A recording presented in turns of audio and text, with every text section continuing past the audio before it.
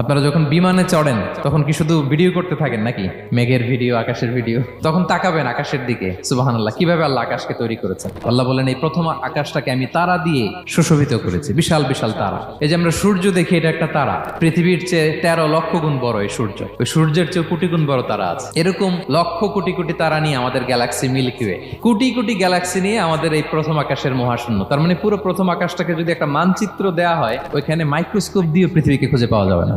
বিষ্ণু ইসলাম বলেন, দ্বিতীয় আকাশের তুলনায় প্রথম আকাশটা কত ছোট শোনো।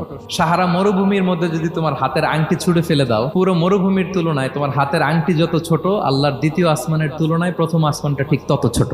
আবার তৃতীয় আসমানের তুলনায় দ্বিতীয় আসমানটা ঠিক ওই রকম। এইভাবে 7 আসমান, এরপরে আল্লাহর কুরসি, যেখানে আল্লাহ তার কুদরতি পা রাখেন। তো 7 আসমানটা যত বড়, পুরো সাহারা মরুভূমির মধ্যে আংটি ফেলে দিলে মরুভূমির তুলনায় আংটি যত ছোট, আল্লাহর কুরসির তুলনায় পুরো 7 আসমানটা ঠিক তত ছোট।